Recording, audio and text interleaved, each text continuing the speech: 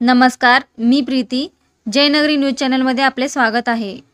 आणि देशभरामध्ये आपला जो आदर्श आहे, जे आयकॉन आहेत, हे तिघ जण आहेत. शहीद भगतसिंग, सुखदेव, राजगुरू यांनी ज्या देशाचं, ज्या समाजाचं स्वप्न पाहिलं होतं, एक विषमतामुक्त, शोषणमुक्त आणि एक समाजवादी, समता मूल्य असणारं राष्ट्र, देश स्वातंत्र्यानंतर असेल, यासाठी इंग्रजाविरोधात लढताना एकीकडे इंग्रजात लढणे आणि दुसरीकडे या देशातील समाज बदलासाठी ज्यांनी आपल्या प्राणाची आहुती केली, त्यांचा आज हुतात्मा दिवस.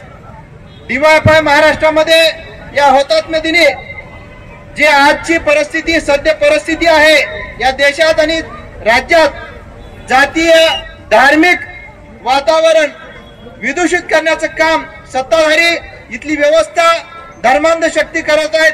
याच्या विरोधात एकजूट होऊन लढण्याचं सामर्थ्य या युवकांमध्ये, या संघटनेमध्ये आहे. म्हणून एकता मार्च संबंध महाराष्ट्रामध्ये काढून इथल्या युवकांना या धार्मिक, जातीय द्वेष पसरवणाऱ्या शक्तीपासून, या मूल्यांपासून दूर ठेवून त्यांच्या रोजगार प्रश्नावरती, जगण्याच्या प्रश्नावरती संघटित करण्याचं काम DYFI करण्याचा या दिवशी निश्चय करते. संपूर्ण महाराष्ट्रामध्ये जे जातीय आणि धार्मिक तेढ निर्माण करण्याचे या ठिकाणचे सत्ताधारी करत आहेत, त्याच्या विरोधाची ही मोहीम आहे समजा.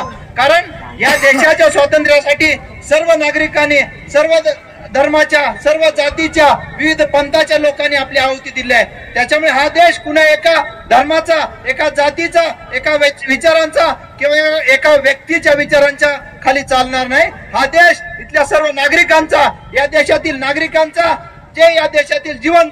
अशाच प्रकारे तुमच्या भागातील बातम्या पाहण्यासाठी जयनगरी चॅनलला लाईक करा, सबस्क्राईब करा, बेल आयकॉनला क्लिक करा आणि शेअर करा.